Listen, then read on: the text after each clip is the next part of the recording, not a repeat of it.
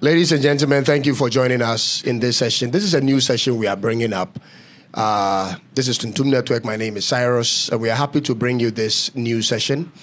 It's about the economics of Ghana, not the economies alone, but the economics of Ghana.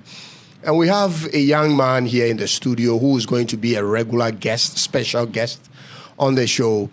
He's well equipped and ready to some way or form help us understand some of these technicalities when it comes to economics and the terms politicians throw out there, which confuses a lot of people.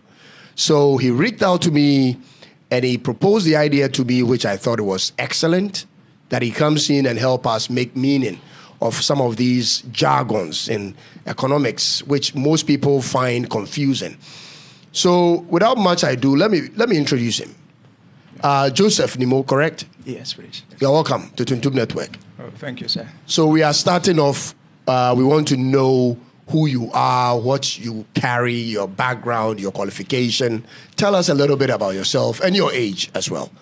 Okay. Well, I will start by saying a big thank you for the opportunity, actually. As indicated earlier, I'm Nimo Joseph. Yeah, a 19 years old guy. And currently a student of the University of Cape Coast and a resident at Accra, Hacho. And currently also a tutor who is currently with Partnership School and seeking to build some portfolio right there.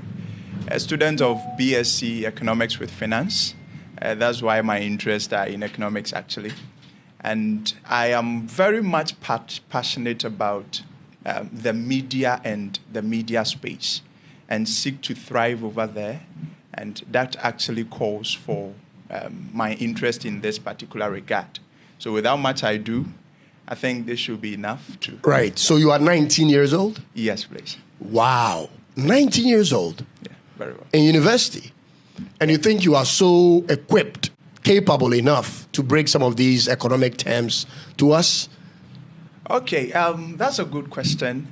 But I believe that life is all about effort. Without effort, you can't do it regardless of the age. Yeah, so even if you are young and you put in effort, I think you should get results. So although getting old enough might expose you to time and experience, but at least, regardless of age, if you are able to put in some effort, I think you deserve the attention of the world. And so you don't necessarily need to have experience on the job, you mean? I'm not saying it's not necessary, but it is not, without it, it cannot be. What I think, if it's out, we should be concerned is effort. If the person fails to research, if the person fails to know, the person will have nothing to tell. But regardless of the age, if the person is willing and able to read and discover, I think the person needs the attention. So if somebody comes at you with an argument that everything you will be saying is out of the textbook, what would you say to that person? Okay. I will just have a question to ask that particular person, that what are the textbooks meant for?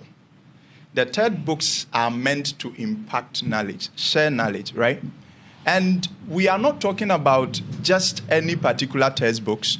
We may be talking about textbooks that have their basis or their sources from in-depth research and data collection and stuff. So if we are limiting ourselves to the notion that if it's from the textbook, it's not enough, I'm not saying that it's always the case. But if we are limiting ourselves to the notion that if it's from textbook, it's not enough, I don't think it's the right thing to do. I see. So what has made you get this interest in economics? Who has inspired you to make you want to go into economics, a subject that Ghanaians desperately need people who actually understand to handle the country's economy? Who made you get this interest?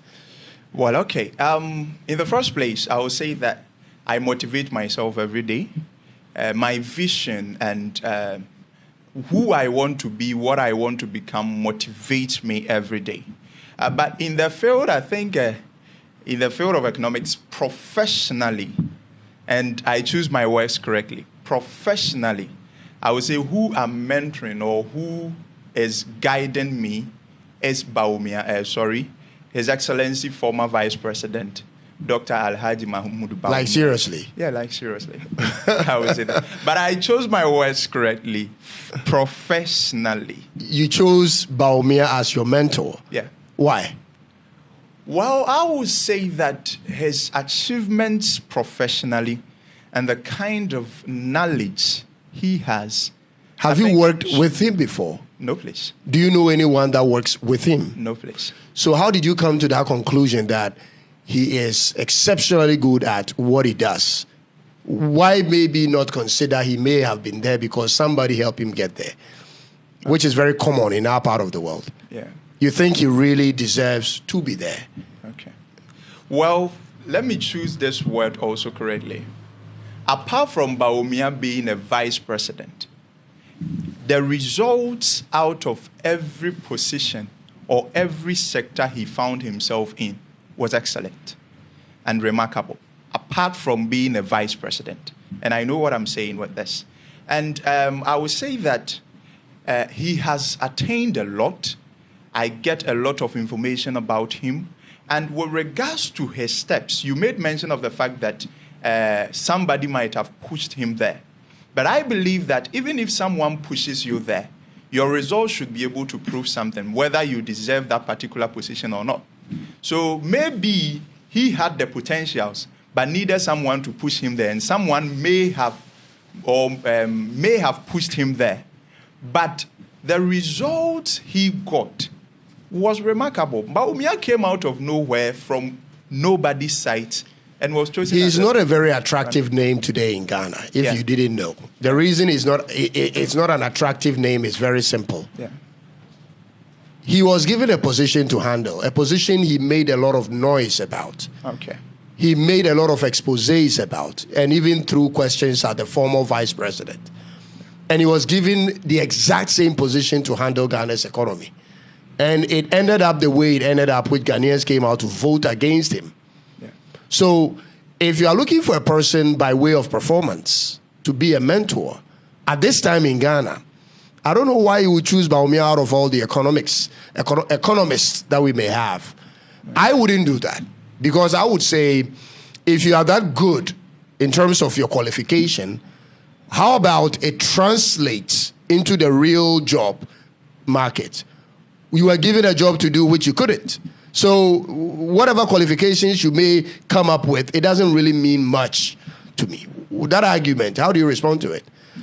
Okay, before I respond to that particular argument, let me take us back a bit. I made a statement, and I would like to look into camera and make this particular statement, that apart from His Excellency former Vice President Bawumia, as a Vice President of Ghana, all his portfolios was remarkable. You mean his performances? His performance in terms of academics, education? No, not in terms of academics. In terms of delivering on duty. Okay. Was remarkable. You sure about that? Exception of him being. Give us scenarios or instances where he did so well outside of education. Okay. Bawumia was appointed as the Bank of Ghana deputy governor. And he was instrumental in the CD denomination exercise that went on, I think, during Kufuor's era. And you think that thing is good?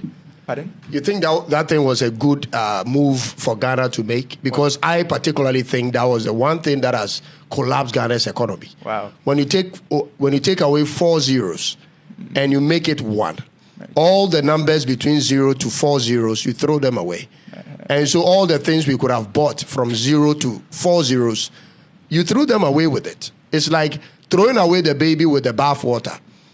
And so everything came back to 1 Ghana cedis being $1. At the end of the day, it didn't really mean so. It actually mean like 10,000 Ghana cedis being equivalent to $1. So I don't know if that is something you can look at and say he did well, because it was from there our inflation started really going up.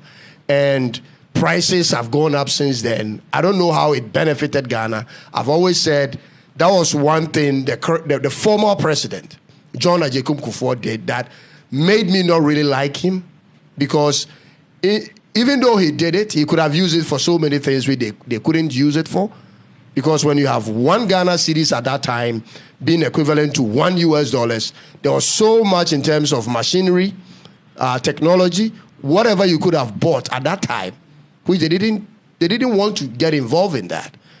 And Ghana missed that all that opportunity. So when you want to bring Bawumia in and say the redenomination or whatever that happened, and he's a guy who championed that cause, and so we should give him some level of props, I disagree with that. But I'll leave that to you. Yeah. He's not a popular guy right now. He's not a popular guy. And for so many good reasons, he's not. Because when it's $1 to 4 Ghana cedis and you move it to 16 Ghana cedis, it doesn't speak good about you. Let me. At that point, your economics background and your achievement doesn't mean anything. The people want to see the performance on the ground. You don't think those things matters? But what I would say is that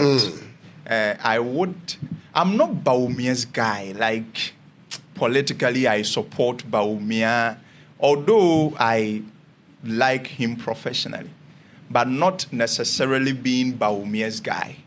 You get the point? And I always choose my words correctly, that Bawumia didn't perform. I accept that fact, that he did not perform as a vice president. And the reasons may be best known to him. I think for that particular reasons, it's not to us to talk about, because we know, we realize, or we were living witnesses to some of the things that happened during his tenure with respect to e-levy and a whole lot of stuff. So we may not be in the best place or position to talk about that. He may be the one rightfully to give reasons for his non-performance, or for his underperformance, sorry. And with respect to the CD redenomination and stuff, I would say that I also disagree from the aspect of economics. I also disagree that it did much harm than good. In fact, it did much good, or it is doing much good than harm. But I think that may be a topic of another day. But let's keep it that way. Yeah. All right. So the topic for today is the NDC's John Mahama's 24-hour economy. Yeah. All right. The NDC is in office now. It's almost 3 months, or past 3 months. Okay. So what is there that Ghanaians have heard of but don't really understand, that you want to bring the details in simplified language to people? Tell us about it. And what is the hidden codes that people don't really get, but you totally understand and you want to bring to the attention of Ghanaians? Yeah. Once again, I will say a very big thank you to that particular question. Now, moving on to that, 24-hour economy is only a witch or a wizard that will object to this particular idea. It's a very beautiful thing that economies thrive on, economies grow on. And every particular economy that have been under this particular policy have been thriving or have been succeeding. The NDC came to us in their manifesto with this particular 24-hour economy idea. And these are the things that is expected in the 24-hour economy. Okay. Workers are supposed to work round the clock, or businesses are supposed to operate round the clock, regardless. We don't have a time where we will go to a particular company, provided it is under the 24-hour economy, that the company will be closed. And also, this is expected to increase our output, because if we are working around the clock, we can't compare that particular productivity to when we were not working around the clock. So it is expected to boost our output. And as our output is boosting, GDP is expected to grow. Very beautiful, very nice. But I was quite, I wouldn't say I was disappointed. Maybe I expect better, or there is room for improvements. I know not what will happen next. But in the budget statement, read just last month, The finance minister made a statement, and I would like to quote that. Go ahead. He said, Mr. Speaker, we will be presenting the 24-hour economy policy to Parliament in due time. In this respect, the Labour Act, the Ghana Investment Promotion Sector Act, and other enabling legislations will be reviewed. So let's take this particular part. Mr. Speaker, we will present the 24-hour economy policy to Parliament in due time, meaning the NDC still needs time in power to craft 24-hour economy policy. The time in opposition where they situated it in their manifesto was not enough. You get the point I'm trying to make? I'm listening. Yeah. So they still need time in government to craft the policy, which I think is quite disappointing to Ghanaians, because we have voted for you because you told us about a certain policy. Not knowing the policy is not even crafted, and you can't present the policy to Parliament. I think the policy is crafted because they have documents on it, which I have on my computer. Okay. In fact, one part of that document is where the gold board is to be set, which they have. Yeah. So if you use the word crafted, I don't think that is the right word. Or maybe completely crafted. Maybe they are looking at the feasibility part of it. When is it right? When do we have all the right structures to now move ahead and implement it fully? But what I see from the NDC is this. They are not going to implement their 24-hour economy in totality at one time. Okay. I think they are going to implement it phase by phase. So they may tackle gold board today. Tomorrow they may tackle something on agriculture. The next day they may tackle something on a different project. That is how I see it. Okay. Go ahead. That's completely cool. And that is why I had a particular alternative statement for the finance minister. I believe that the 2025 budget have been presented. So I don't even anticipate, even if there is going to be a presentation of the 24-hour policy to Parliament, I don't anticipate it this year, because it should entail expenditure. And the entire expenditure for the year have been presented to us already. Right. So that is one of the main reasons why I don't anticipate. So if you see aspects of their 24-hour economy, if you see aspects of it, like the gold board that has been implemented, what does it suggest to you? Gold board. It's part of their manifesto. Now, counting gold board as a part of 24-hour economy. In fact, the particular gold board, we need to sit down and bisect it. It's a very good initiative. Very, very good. And I commend this particular administration about that. But gold board is like MPP, during MPP's time that they were printing 1D, 1F posters and posting it on people's businesses or fixing it on people's businesses that the government even knows nothing about. Bringing gold board to 24-hour economy, the particular problem that gold board is coming to solve has no connection with that particular policy. Because how will you let us know, how will you tell us that the problem gold board is coming to solve is people not working for 24 hours or businesses not operating around the clock? Gold board is just bringing value to, indigenous gold, so that we want the smuggling and stuff that takes away revenue will stop. That is the particular aim and vision of gold board. So I think bringing that particular one and connecting it with 24-hour economy, I particularly may not know how that is going to be done unless I seek a bit of clarity on that. But I think that the problem gold board is going to solve is somewhat genuinely different from the aim of the 24-hour economy. I believe. No, go ahead. We want to listen to understand what you mean. And also, coming back to this particular statement, as I said earlier, I don't anticipate this particular presentation that Honorable Case Elato-Forson is talking about to be presented to Parliament in this year. And I also think that if the NDC really wants to execute 24-hour economy, they shouldn't feel shy to commend and complete the promises His Excellency former President Nana Addo Akufo-Addo made to us in the 2016 manifesto, that he couldn't fulfill them.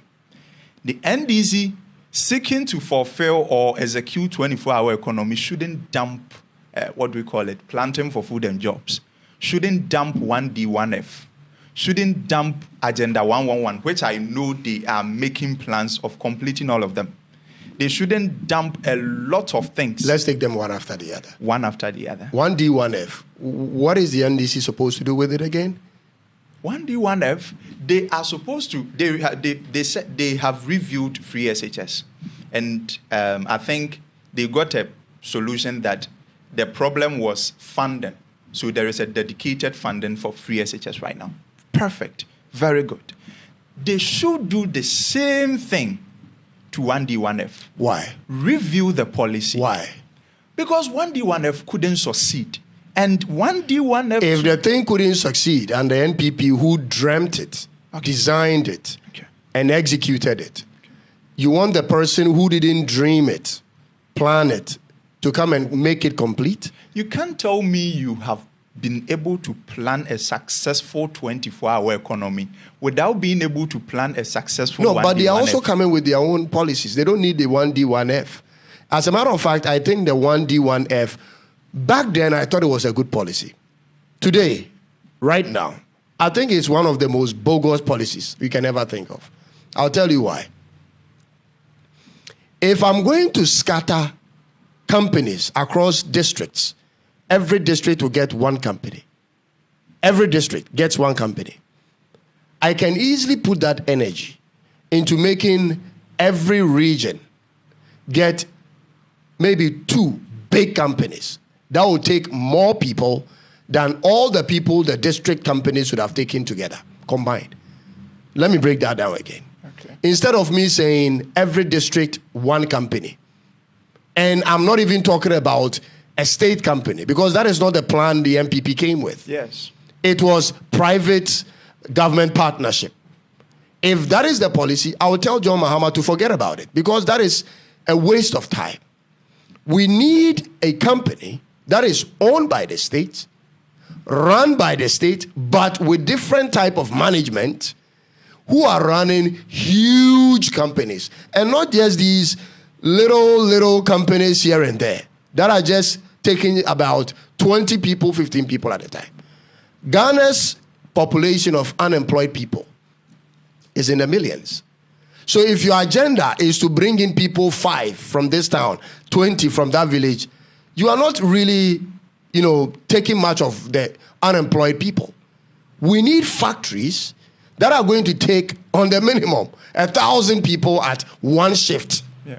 One shift. So if you are running a 24-hour economy, morning shift will take 1,000, evening shift will take another 1,000, and night shift takes 1,000. So 8 hours, 8 hours, 8 hours, we have 3,000 people running one 24-hour economy. Yes. That is good. But with these 1D, 1F thing, the maximum they are taking, which I've seen several of those companies, sometimes you go there, is 5.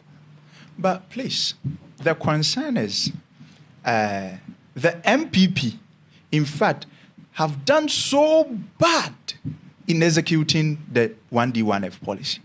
Maybe the policy is bad from the beginning. The policy. Maybe the policy is bad from the concept itself. Yeah. I am saying, instead of having a sprinter of companies scattered all over the place, we can get 2 or 3 of them in a whole region. Big ones in a region. And that 3 is good enough to accommodate as many people, because we need economies of scale. You cannot compete in a world today when your cost of production is so high. But when we are producing from one source and it's big enough and our output is huge and our prices are lower, then we can compete on the world market. But look at what is happening in Ghana. Everybody is doing the same thing, just as the one district, one factory could have done. And then everybody is only bringing to the table just minimal output. At the end of the day, the cost of production is factored into it and prices go up. We can't compete with that. Do something that will bring you to the table of bringing cheaper products, competitive products, because your cost of production is less because government is involved and you are producing with all the benefits from having a large-scale production. You see, so I understand what you want to say, but the NDC have no obligation, zero obligation to go and pick something that was not dreamed by them, something that was not planned by them, to come and perfect it. It is a waste of time. Bring us something that you have actually thought of. You have actually sat down in your 8 years to work on. And then let's see how best you can do it. But the NDC have taken free SHS, which was badly executed, and in that is a social intervention. That is actually a policy in our constitution. So it is actually mandatory. It is not like MPP NDC thing. It's a constitutional thing. So that is different. But this one is a brain work of a particular party. And they tried executing it and they failed with it. That is different. The point is that 1D, 1F, you were saying that we every, what do we call it, region should have one big factory at least three. At least three, yeah, to accommodate the entire the numbers. The numbers. But we should also note that I know one of the basics, the solid basis for the 1D, 1F was sources of raw materials. So they do scouting. They realize this is a tomato production area. Set up a tomato processing factory right there. And I think in that particular regards, setting a factory in every district was the best. Let me give you a better scenario. Let me give you this scenario. So you go around the country and you discover that 2,000 districts or 1,000 districts or 500 districts are all capable of producing tomatoes and processing it. Does it mean you put 1,000 factories in all those 1,000 districts? Is that what you're saying? Is that possible too? It is a waste of resources because you could have just done 3 factories in 3 different regions and bring all the tomato production processing into that region so that the cost of processing is cut down. Listen to what I'm saying again. Instead of saying, okay, we did the scouting and we realized this place produced tomatoes, this place also produced, and we counted them, there are 500. Meaning we are going to put up 500 factories? No, nobody does that. Let us find a central ground. A little bit close to this place, a little bit close to that place. Make it the hub for processing. All right? And then all of those produce will come there. We process it one time. We cut down all the costs because these guys will be doing it with different electricity. This one's different electricity and cost. This one different electricity and cost. We don't need all of that. One company can do all of that. 2 companies maximum. 3 can do all of that. 1 in the north, 1 in the middle, 1 in the south. Done. All the tomato production comes in. This is when train networks makes meaning. That's it. So that the trains are connected at a cheaper cost of transportation. And I think you may not have quite get what I. Then you have to explain yourself properly. The fact is that I was saying, as free SHS was taken and reviewed, if 24-hour economy should stand, the 1D, 1F, which is linked to production to boost output, should be taken and reviewed. So if it is going to be changed from 1D, 1F to one region, 2 factories, or one region, 3 factories, as you are saying, All I need to know is that the idea of setting up factories to boost productivity, which was the main backing of 1D1F, should be executed. That is the point I'm trying to make. And that is what I'm saying. I understand you. Yeah. The NDC have their own sort of, instead of 1D1F, they have their own thing. Has it been presented? Yeah, they have something. I read the manifesto. I saw something like that in there. But it's not owned by the state. My only problem with the NDC, just as I had problem with the MPP, is that they are also looking at private leading the whole course. I think it's a waste of time. That one too is a whole topic on its own. The private sector and the the capitalist economy and the socialist economy, the disadvantages and advantages. I think they know better with what they are doing. You mean the politicians? Yeah. The politicians don't know better. If they knew better, Ghana would be better off, don't you think? Well, what if they know but they fail to execute? No. From our point of view, if we want to say they know better, shouldn't it reflect in the economy? It should reflect, but someone can know better but fail to execute it. It means you don't know better. Wow. Let me ask you this. You know your house is falling apart. You need to erect the pillars. You have the resources to erect the pillars. You have the resources. And you don't erect the pillars and the house falls apart. Does it mean you know better? Knowledge is here, but wisdom is practice. We are talking about knowledge particularly. Knowledge can be in the head, but if the person fails to practice or put it in practice, that is why we say the person is not wise. So maybe it's not about them not knowing what to do, but they failing to do it. Because you can't tell me majority of the politicians do not know what they are supposed to do. They know. I am telling you today, majority of the politicians, members of parliament, they are totally ignorant of what they have to do. And I'm not mincing words. I have had an encounter with members of parliament. I've been in their constituency and I've pointed out certain places or projects they can do to transform the whole place. They never saw it that way. And after I left them, they have still not started it.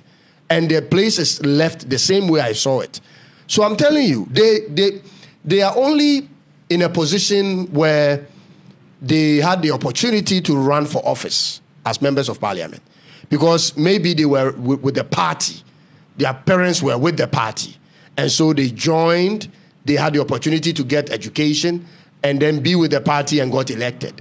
But it does not necessarily mean they have the know-how to make the city or the country work. And I mean it. They don't. That could actually, or that can actually be the case. But we shouldn't generalize it that they don't know, or all of them particularly don't know what is supposed to be done or what is meant to be done. Maybe they fail to do it due to reasons best known to them. And I think if it's reasons best known to them, they may be in the better position to explain it to the entire populace. But coming back to the 24-hour economy I was talking about, in respect to the statement made by Honorable Akufo-Addo, at the latter part, he made mention that the Labour Act, in respect of this, the Labour Act will be reviewed. So this took me back a bit, and I said, so why is it that for 24-hour economy to thrive, the Labour Act should be reviewed? So let me get this Labour Act and know what actually or what practically it entails. So I visited the Labour Act and was like, the Labour Act, Act 651, talks about employers and employees and how they should go about in the working environment to favor each other, in favor of both parties. So one article that I saw it connected to whatever the 24-hour economy might bring is, I think, that was in part 4. But before that, let me read part 3, section 10C of that same act. He said that have rest, leisure, and reasonable limitations of work hours and period of holidays. And this act is with the exception of the police service, the Ghana Police Service, the military, and the, prisons and stuff. All those particular agencies are exempted from this particular act. And what links to the 24-hour economy is in part 4, sub-part 2, section 33, which talks about maximum working hours. Section 33 says that hours of work of a worker shall be a maximum of 8 hours a day or 40 hours a week, except in cases expressly provided in this act. Now, 8 hours per day. This act is already portraying this. So the question now is, why does it have to be reviewed to favor 24-hour economy? Because this act explicitly states that 8 hours maximum for a worker, which in connection to the 24-hour economy 3 shift for 8 hours per worker is not violating that principle. I don't know if I'm making sense with that. This act is not violating that particular principle. And I read the entire act, found no section or object in it that violates or that may violate the requirement of 24-hour economy. Let's read again in section 36, which says workers may be employed in shift, but the average number of hours reckoned over a period of 4 weeks or less shall not exceed 8 hours a day or 40 hours per week. So I literally know not what in this act violates the 24-hour economy principle. I don't know if reading these things you are able to figure out something which might make the finance minister right for saying that this particular act must be reviewed to favor 24-hour economy when it's presented to Parliament. Well, from my point of view, our constitution hasn't worked for a long time. And in spite of it not being actively engaged, our country is still the way it is. So if the policy is going to be executed, which is 8 hours per every shift, I don't see the problem with it. They just have to go ahead and do it. So why does the act need to be reviewed? I don't know. I don't want to know. I honestly don't want to know. That is the reason why we should pay, this particular show should pay attention to what our politicians tells us. If you are telling us something that does not violate your principle, it means maybe 2 things. You had nothing to tell us and you were supposed to tell us something. So you just drafted anything to tell us and confuse us. In the first place, you made mention of the fact that 24-hour economy will be presented in due time, which means it have not been completely crafted. And secondly, there is an act that needs to be reviewed according to you to favor 24-hour economy. But there is nothing wrong with the act that violates the 24-hour economy principle. And let's look at the second act. The second act is what? The Ghana Investment Promotion Sector Act.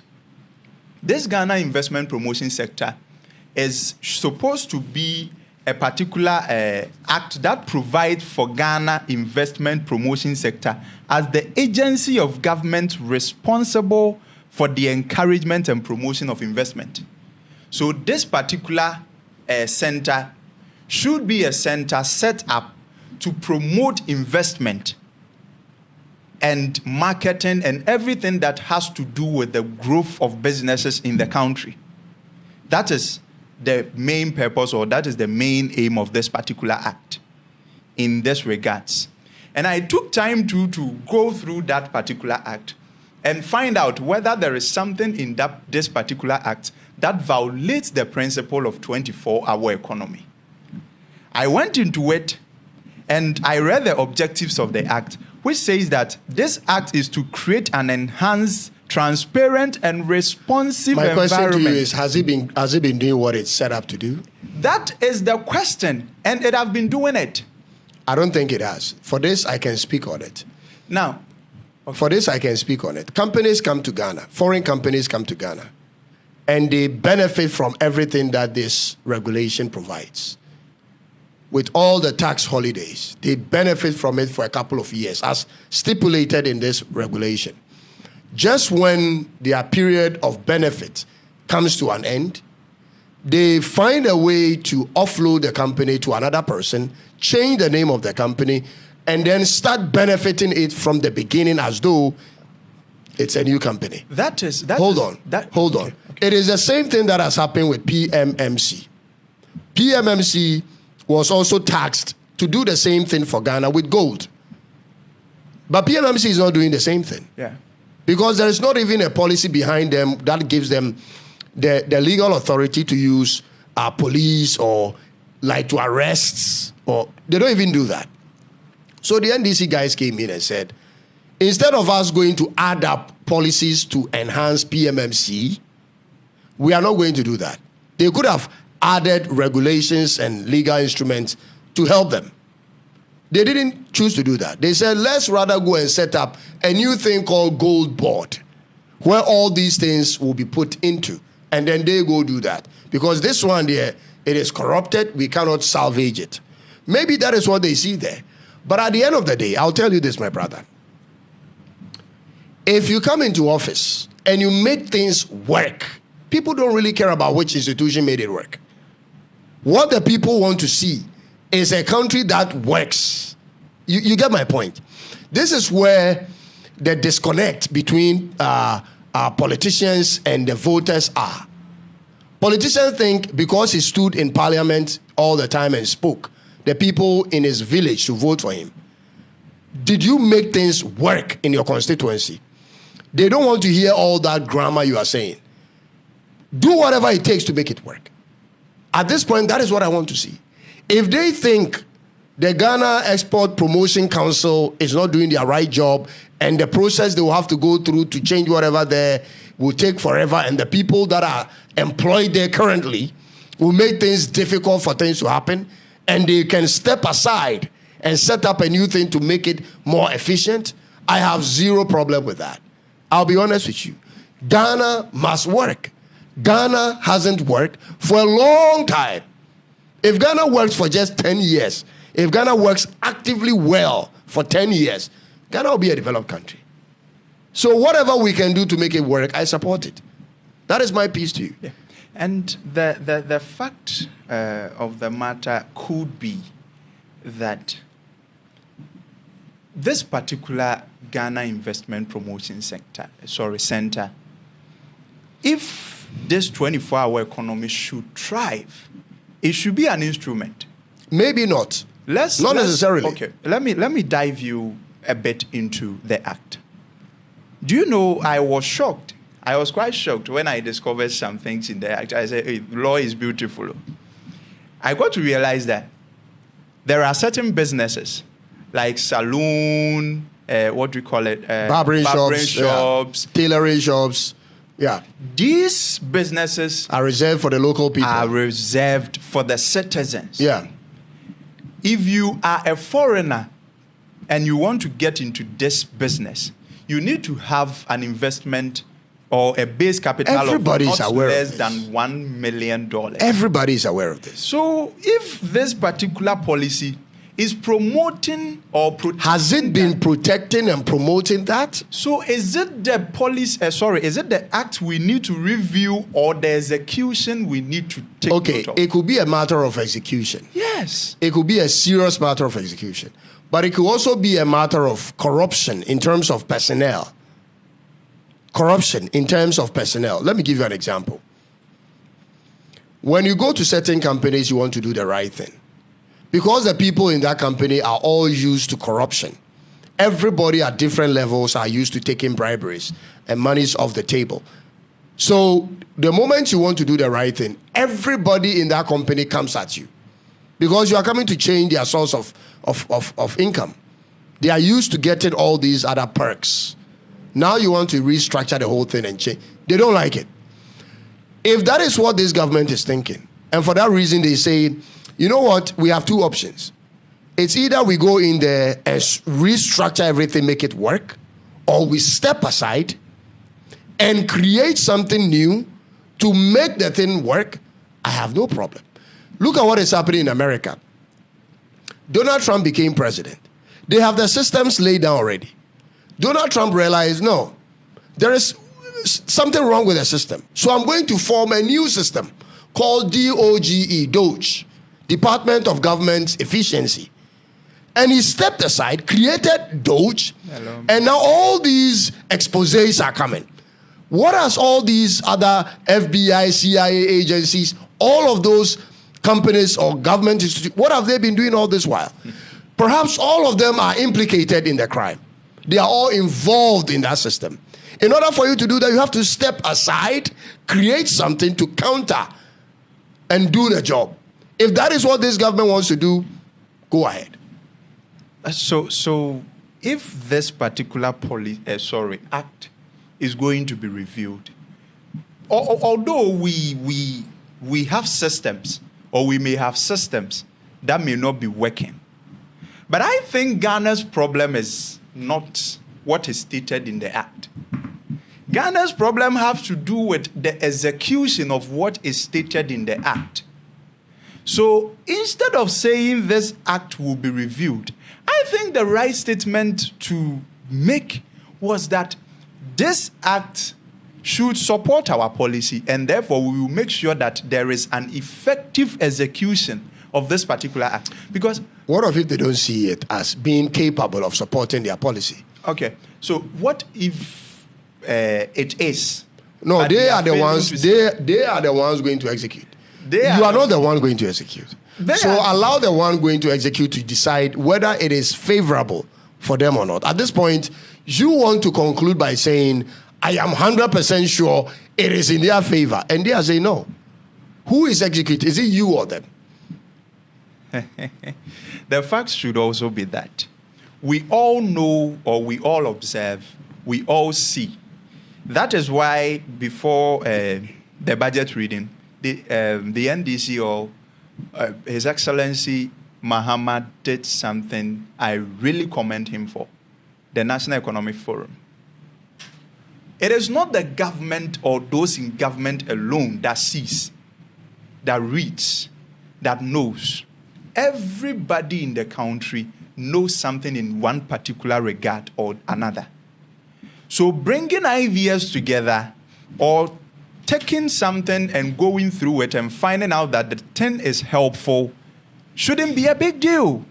And after I read this particular statement from the budget and I took that particular act to go through, with the exception of the, appointments, the benefits, the numerous benefits of appointees and stuff, this particular act has no, provision that should violate 24-hour economy. For the finance minister to tell us, do you care about it working, or do you just care about the system running? I care about the execution of what is Okay, so if they do it the way they want to do it, and it ends up being successful, would you still recommend them, or would you still be unhappy because they didn't use the system you wanted them to use? Sometimes you look at something or you see something and you are able to, although the thing is good, but you are able to formulate alternatives for that particular thing. So you anticipate that it will not work because they didn't go through these systems you think are already in place? I am anticipating that this particular provision is very much difficult to find an alternative for. In fact, a best alternative for it. This particular provision. So I repeat my question. Okay. In as much as you think this provision is the best, if what they are bringing to the table ends up working perfectly, would you still recommend them and say they done a good job, or you still hold on to what you believe now? No, I'm not. In fact, I would never, if that particular thing they bring on board after reviewing this particular act, if they are going to do so, turns out to bring positive results, I'm a Ghanaian. I should say. So let's leave it. Let's leave it and see. It's their fourth month, I think. Yeah, it's their fourth month, I think. But this is what they've stated is their intention. So we need to talk about it in the particular regards that if this is what you intend doing, we don't find a fault with it, and we are finding it difficult to find an alternative for this provision. So if you intend to review it, then your particular what do you call I think it? your cause of worry is baseless. I think it's totally baseless because all this while, these laws have been there. Ghana hasn't changed, bro. Since you were born, in your 19 years of life, this provision has been sitting in our books. So Ghana hasn't changed. The problem is so if Ghana is going to change and somebody is bringing something new, and you find a problem with the revision, and you want the old to be maintained, I don't know what you are looking for. Is it the change you want, or is it the performance at the end of the day you want? It's not about me wanting this particular provision to be maintained at all cost. I am saying that if you read this provision, it's quite difficult to find a best alternative to it. That is why I always say that the problem is not the provision. The problem is the execution of whatever is being put and down I ask in the you, paper. If the people in that whole setup are corrupt to the core, like the way Trump thought the people are corrupt to the core, and the previous government have put their people in positions, and so he stepped aside and created Doge. If the NDC wants to create their own version of Doge, you don't think that is going to help? It is going to help. Why don't you allow it to help? Now, the reason why I'm saying it is going to help is that it is eliminating corrupt individuals or corrupt personnel from the system. Very good. Now, this actually suggests to, confirms the fact that the problem was the personnel working with the paper, not the paper.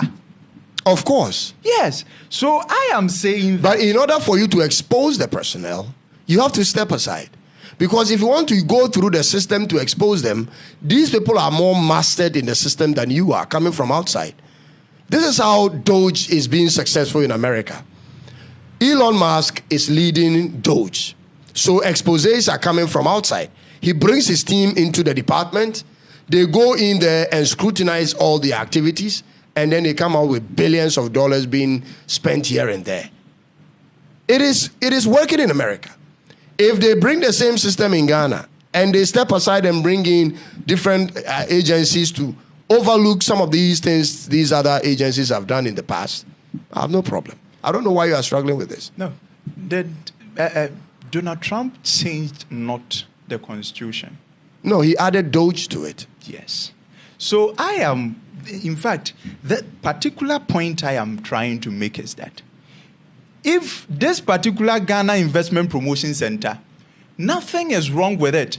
If you know the CEO is not executing the purpose and the vision of the act, take off the CEO. Replace the CEO with someone. You can't easily do that. You must first have a cause to prove why the CEO is not performing. But if you want to go through the system to bring out all the cause, this is the reason this one is not performing. That is the report that shows this one is not performing. You may not get all the details.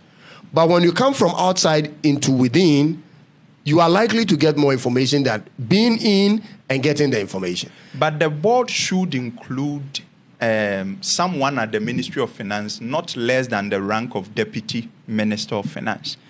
What do we call it? Trade and industries. What you are saying, all these ministers are coming from the presidency. What you are saying is not practical. When you go into a company, when you enter into a company, and these guys are corrupt, you find the CEO is corrupt, his deputy is corrupt, his assistant is corrupt, the guy he sends on errands is corrupt, the secretary is corrupt, the finance guy is corrupt.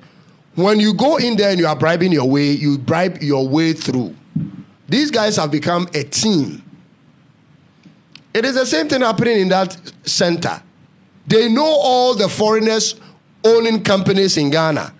These guys give them monies on the side. They sort them out on the side. They treat them nice. And they have known them for years. Everybody knows who they work with. These ones work with Chinese. This one work with Lebanese. This one work with Indians. This one work with whatever. When you want to come in and just start exposing things, they will cut you away. They will do whatever. So you bring in an external force. You will not understand this. If this particular thing is working, then I think the economy may not be able to run on the NDC. Because if we are saying that the people or the system is so corrupt that the NDC Don't you think the system is corrupt? It's corrupt. Do you think the system can be fixed from within? No. So, and I am saying that change the leadership, don't change the When you change the leadership, it's only plucking some fruits of the main fruit of the tree. The tree has roots. The tree has appointed. No. The tree has roots. What are the roots? The people who are actually doing the day-to-day job of the agency. It has branches. The tree has branches. They deal with people on the external side. Chinese, Lebanese, all these they know where to meet them. You don't understand these systems. You cannot just go and say, I change the CEO, everything is resolved. No. Give a laudable cause why you want to change the CEO and change the whole system. But you will not get it if you are within. You must come from outside. But let's clap for Basentale. I don't know much with his performance. But he got to YEA. I remember, I know these statements, sometimes they make it for fun. But he got to YEA and said, if you are here to enrich yourself, get out. Those statements, we've heard it. Yeah, we've heard it before. Sometimes it's for fun. And I'm not clapping for Basentale, by the way.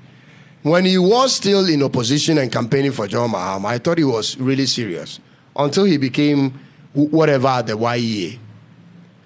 Haven't you seen some of my videos? I've seen your own about the sending Ghanaians abroad. Do you think that is a good idea? In fact, that particular one, I don't actually. When you come into office and you are planning on what to do with the youth unemployment, the first thing on your mind is to send them away. What has happened to our resources? What has happened to people thinking and creating jobs right here? What is happening with these people? Your first job is to send more Ghanaians away. Who is going to build Ghana for you? Foreigners. That's quite alarming. But which Slovenian government is telling you they are shipping their people to Ghana for you? There is no Slovenian government doing that. America is not shipping their doctors and engineers and plumbers and steel benders, and they're not shipping them to you. You need those resources to build your country. So instead of thinking of shipping them away to become popular with the youth, because that is what the youth want. The youth, what they want is to go and be a part of what they see on social media. They see their friends in Armenia, Slovenia, America, UK, enjoying, having fun. They want to also go and have fun. They don't really want to work. So if you want to ship them out and you ask all the youth, do you want to? They will all raise their hands and say, yes, we want to go. Because they want to go and experience that life. But they are leaving your country. And so don't just listen to what the youth are saying. Because if you follow their voices only, you end up shipping all the youth from this country. Then who's here to build the country? But in that particular regards, he may be having his faults. But I am just talking about that particular statement he made. Whether he is following it or not, the CEO have the power to make that particular statement that, hey, if you are here to enrich yourself, go home, pack your things and go home. So I am saying that if the NDC or the Minister of Finance is having a problem with the Ghana investment promotion sector, it shouldn't be the entity. It should be the personnels.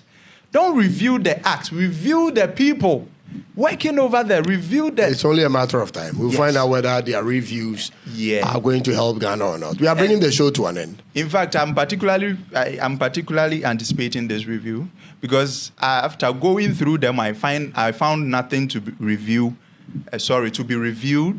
That is why I'm in much anticipation to see what particularly is going to be reviewed, especially in these two acts. But he made mention of the fact that other enabling legislations too will be reviewed. And that one too, we are still anticipating the other legislations which is meant to be reviewed to favor the 24-hour economy. So I think that was it. Wow. Joseph Nimo. You've done well. Ladies and gentlemen, we are bringing the show to an end at this point. I'll be coming your way every Tuesday, Thursdays, and Saturdays. We'll be posting it on. We have a new channel we are creating for this. Tuntum Economics Lens. Economic Lens. Tuntum Economic Lens. So please follow us whether on YouTube or on TikTok on Tuntum Economic Lens. Yeah. Tuntum Economic Lens. All right. Thank you so much. This has been a wonderful time having with Joseph Nimo, our up-and-coming economist who wants to become the next Baumia. And 1 minute for that. My media space, I want to build a very good portfolio with that. Initially, I have started with Nimo's Arena.